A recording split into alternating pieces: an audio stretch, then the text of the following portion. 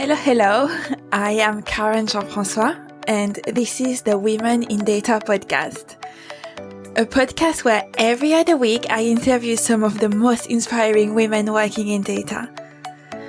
They discuss how data is used in various industries, share their knowledge and experience in the field, and equip you with tips to help you overcome challenges on your career and feel great. Let's get straight to it. Hello, and welcome to a co-hosted episode of the Women in Data podcast. I feel like we haven't done a co-hosted episode in a while now. Maybe the last one was in July. Oh, yeah, I think you're right. Hi, everyone. But yeah, I think it's been a bit too much time. But we had such amazing guests that, we didn't have enough time to just chat the two of us. Exactly. That's the problem we have. It's so many amazing women out there who work in data. And I wish I could record an episode every day, but I do not have time for that. And you do not have time for that either, No, Cecilia. I know. I actually had a talk with my boss the other day and said, well, I wish I could do more episodes, but I also have a full-time job. I hear your pain. I'm not working right now, but I still find it quite intense. Yes.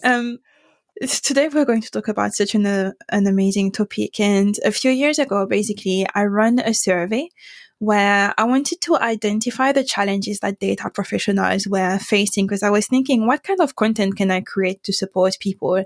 And obviously, full-time jobs plus podcasts meant that it was a bit difficult to do that. But I still had the survey, did a bit of things, and what came out of that really I was going to say surprised me, but it didn't really surprise me because, I've been there, is that 70% of the responders said that the main challenge they were facing was the lack of definition in their role and in their career. So also when we did the mentoring competition last month, I feel like there were a lot of common themes around that. So I would love for us to just talk about that on the podcast. Yes. So I think that's a subject that many of us have been there. I've been in so many jobs where I was unsure what exactly was expected of me in big structures, smaller structures. It doesn't matter. Talking about how you feel and what happens, how is your performance managed? It's sometimes a bit difficult, I guess. So in this episode, we're going to discuss clarity on your role and highlight the importance of it, and maybe share a bit of strategies on how to get around it, how to gain a little bit more clarity when you don't really have any expectations or you haven't received any expectations from your manager or from your leader. Yeah, I can't wait to dig into that. But I guess before we get into the topic, I just wanted to give a special thank you to Caroline Pankers, who has been on the podcast before. That was a while ago, bang during the pandemic, I think. And Caroline is the founder of Be Braver. That's a community, basically, that supports women. She does a bit of coaching as well. And Caroline basically works with us on this episode because one of the modules that Caroline talks a lot in the Be Braver collective is on clarity. So we just thought we were going to ask her some questions around that so she can help us where we were lacking some strategy. So massive thanks to Caroline who helped us with that. Yes, that's amazing. She did send us some really interesting stuff. Yeah, I loved it. So I think before we get into, Cecilia, you're going to talk in a moment about the impact of the lack of clarity, and we're going to share some strategies as well to overcome that. But I felt like it was very important for us to talk about why it is so common in our industry. So as I said, from the small survey that I did, that was definitely 100% representative of all the women who work in data. Of course. So what came from that is 70% of us felt like we were lacking career definition and clarity in that sense. And this is a conversation that came times and times when I started my career. I mean, I had no clue what I was doing. Over the times as well, talking with managers, talking with other people, doing some mentoring, everybody is trying to understand what it is that they are meant to be doing, why they are not getting promoted, how they can get promoted, and all these things. So to me, things that I've identified in terms of why it's so common in careers in data is, first of all, the field moves at pace. Things change quite often. And what that means is that organizations are still trying to figure out what they're trying to do. Data literacy is not necessarily there. And that means that there is not enough support for data professionals when it comes to defining their career. I think there is a clear path for a lot of careers, a lot of professionals. But when it comes to data, the path is a bit all over the place. So trying to understand how you can go from here to here is difficult. Yeah, I agree with that. And I mean, I know that I can speak for myself in certain organizations where it was a creation of a job. So they don't know. They just want someone to come and fill that space, fill that void, and help them get from point A to point B. But the path to get there, we don't necessarily have it. So it's sometimes a bit, yeah, frustrating, and they just don't know. It's not that they don't want to share, it's just they don't know. Yeah, very frustrating. And I think one of the byproduct, well, not a byproduct, but another thing that adds to that is, in a lot of organizations, the lack of data literacy and the lack of proper leadership means that data analytics teams or other data teams are often used as a service team. So people will come, have a request, and it's really difficult to see a career path when all you're doing is answering tickets or or addressing tickets on the daily basis, or questions that come across. So that's another one. And I think I touched on the leadership. So many strong, but like very strong technical individual contributors are being promoted to the role of manager without having the proper manager training, or without really knowing that management is where they want to be. It just feels like the logical next step. And that means that there is no support from that perspective. And I think we talked a bit about that in, the episode 82 of the podcast with Neve, who was talking about how she moved into management, if you remember well, and then going back Yes, to the yes, IC. I do remember her talking about it. Yeah.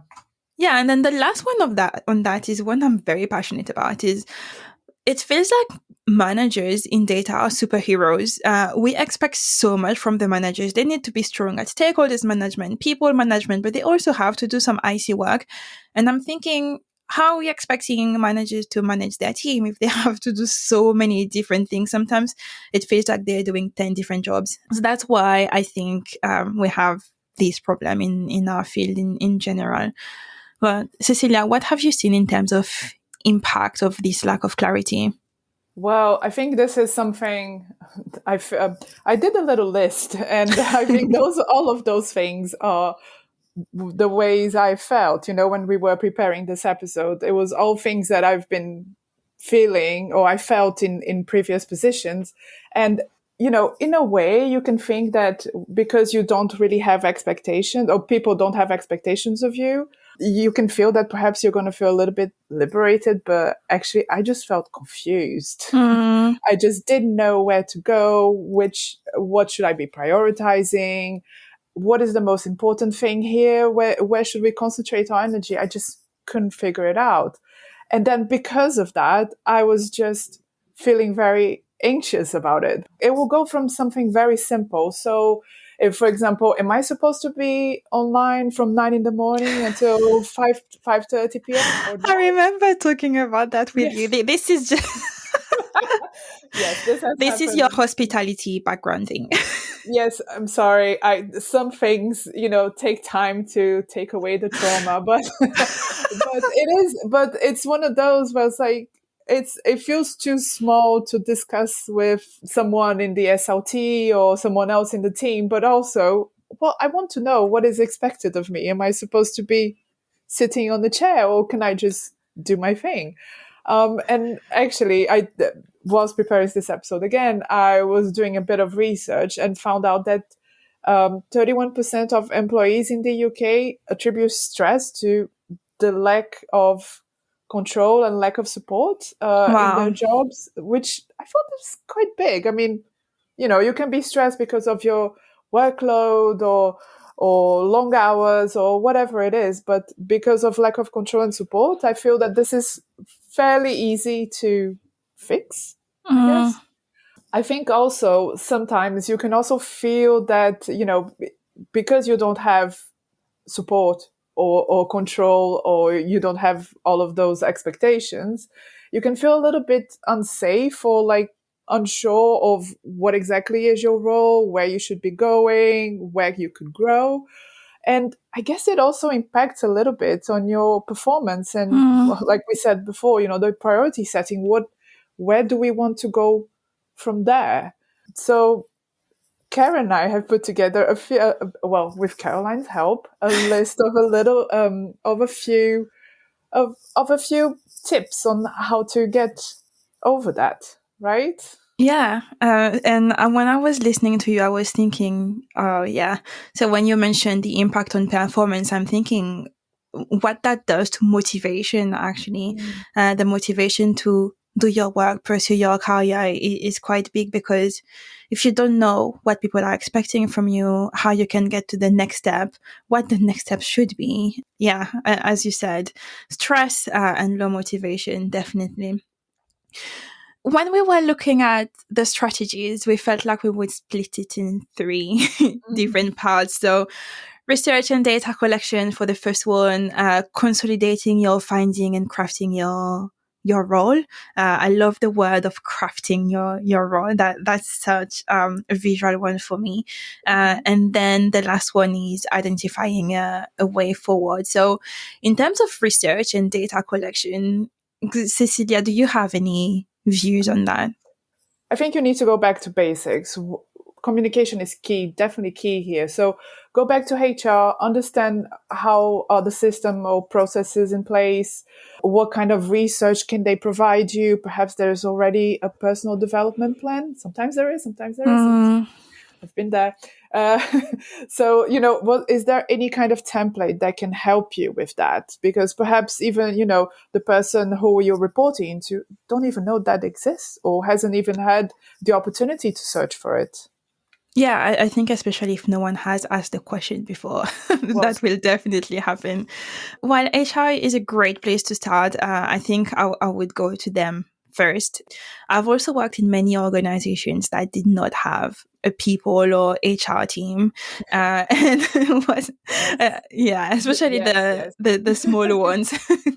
So what I found usefully in that case is just talking with the manager, and even if you go to the people's team first, speaking with your manager. I think it was one of the episodes with Neha Wadman where we talked about that, and also later in this month I have an episode with Sumathi where she's going to touch on her 90 days plan as well, but asking what it is that I should have achieved in the next X month for you to say that I'm successful in my role. And I feel like this is a really good starting point, because maybe people are not voicing expectations, but they will have expectations of on what good look like. And then the problem is that you don't know that because they haven't translated it to you.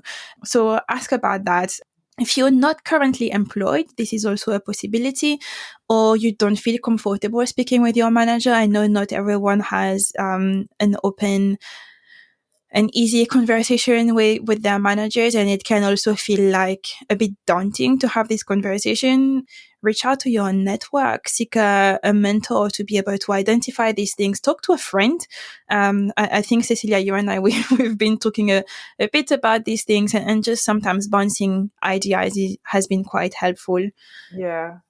I think that's really important what you just touched there about mentor or friend. I mean, obviously, it's no secret we talk a lot, and we talk a lot to each other sometimes. But I also have, for example, a couple of people that are not even in the data industry or not in my company, who I go back to and say, right, I'm going to need a little bit of help. I need a HR consultant. I'm very lucky because one of my best friends is in HR and she's amazing and she's incredibly patient with me. So that's really helpful. Just find, and it doesn't need to be her, but it could be anyone that would be in that kind of position.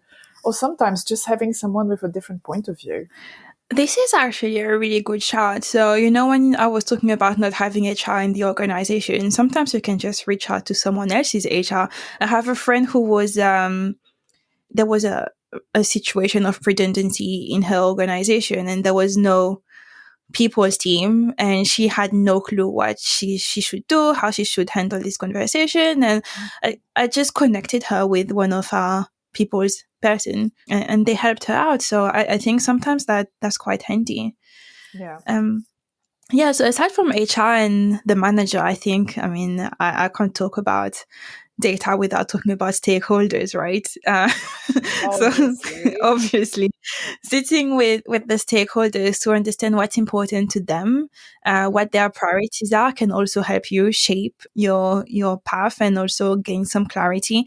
So aligning, I guess, your role to what's important to them, then that means you're then helpful to your stakeholders, and that can help.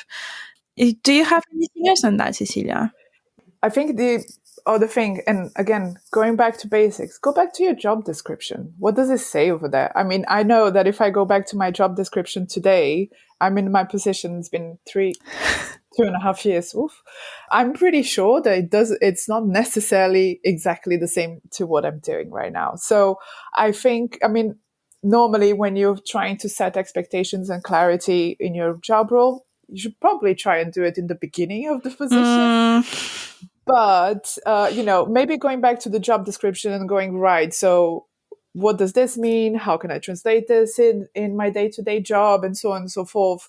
With all of that, with everything we just said, this is basically, you can see it as a data gathering exercise. Yeah, 100%. I love the idea of doing it at the start. So when you start the new role, I mean, the problem is that we just do it once we're there and we're like, hold on, I'm not sure I'm doing what it is that I'm meant to be doing. But yeah. Yeah. Hold on. I think I'm missing something here. But yes. Yeah, let's change the ways of doing things and do it from the start.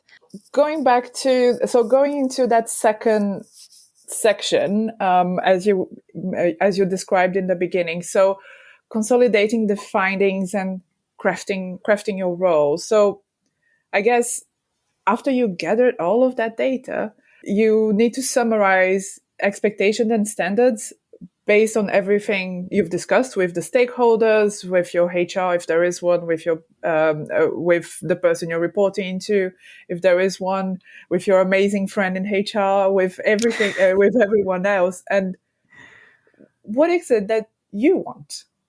I mean, you got everyone else's information. Now it's up to you. What's important for you? So, again, putting on boundaries for yourself, and then gaining a little bit more clarity of where you want to go.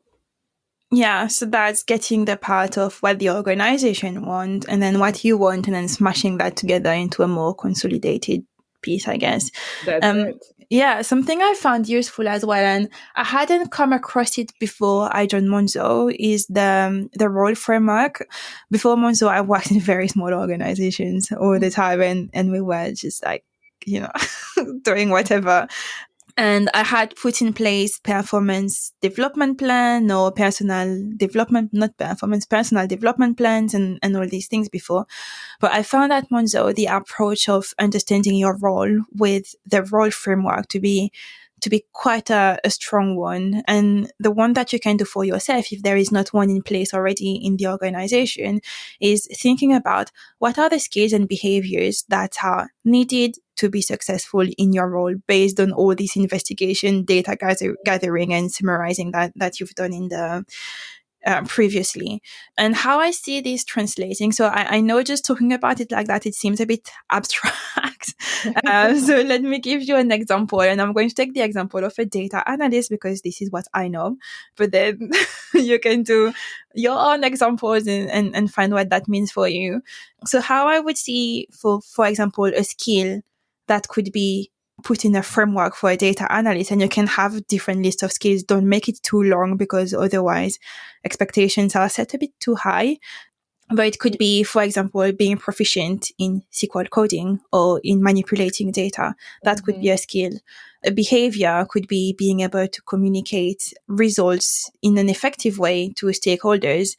On top of that, what I would do is just think about what good looks like, because we can say, yeah, manipulating data, that will mean something different depending on what level you're at your career. So collecting what good looks like to attach that to the role framework would be a good one. Yeah, I do like that. And I think you mentioned it just now. Don't put too much expectations either, because you don't want to, because then you're just going to flip on the other side of the coin, and that's not the point either.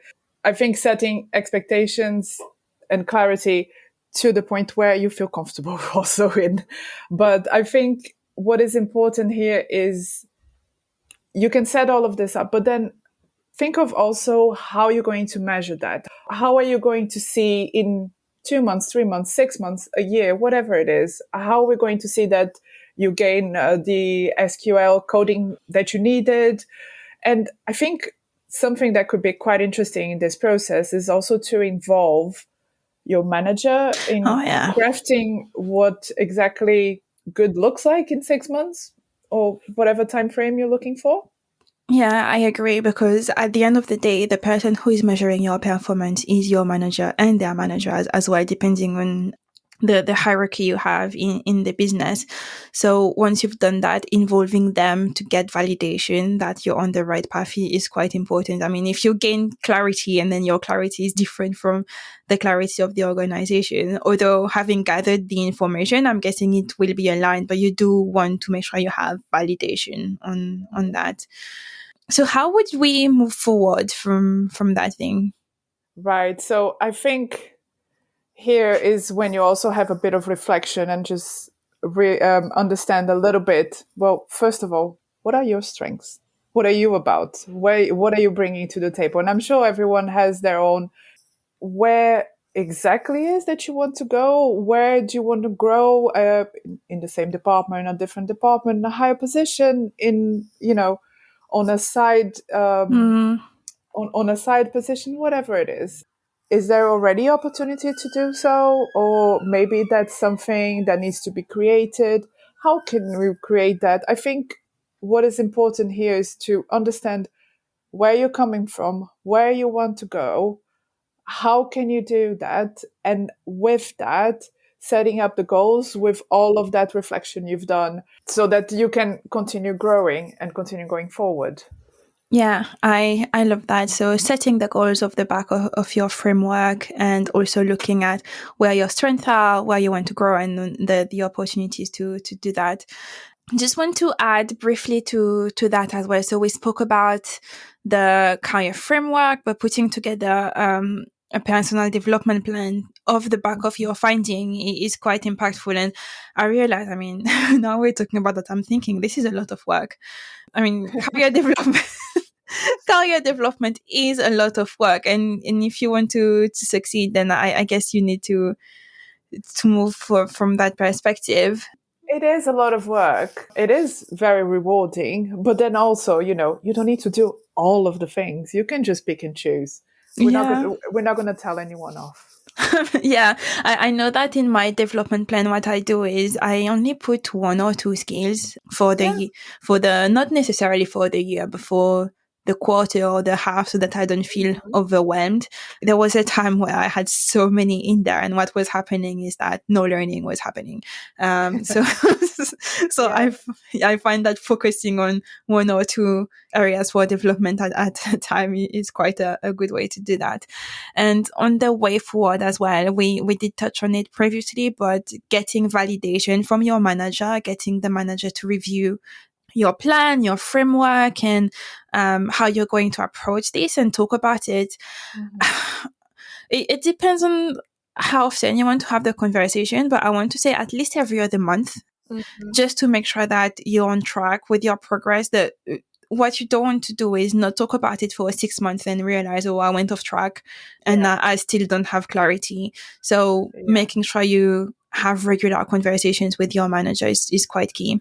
Yeah, I quite like that. I think it's important. And yes, perhaps, I mean, timings depending on the people and the companies, and you know how often or how much you progress. If it's every other month, every month, I know that if it's too much, if I'm having meetings about it too much, then I would get a little bit anxious and go, oh my goodness, I haven't started this, I should be already on the end of it, or maybe not, so I think you need to find a good time frame for that too. Yeah, I guess especially if you want to go for promotion, you definitely True. want to have that conversation regularly and make sure you're on track. Absolutely. Yeah, I think we're on time now. Oh, look at that. We are. I think the only thing we would like to know now is, so what about you? What about you guys in the audience? What's your experience? Is there something else that we missed or that we can add? So make sure you put some comments in our LinkedIn post, and then we can chat about it. Yeah, I would love to continue this conversation on LinkedIn. So yeah, thanks for tuning in. Thank you. Thank you for listening to the Women in Data podcast. We will be back in a couple of weeks with a new guest. Until then, if you have 2 minutes, it would be great if you could leave us a rating or a review, as it helps not only to make the podcast more visible, but also to enhance the content. If you don't want to miss the next episode, follow us on Apple Podcasts or Spotify. We are also on LinkedIn. And if you wish to, you can even register to the community for free. All you have to do is head to womenindata.co.uk. Have a great day.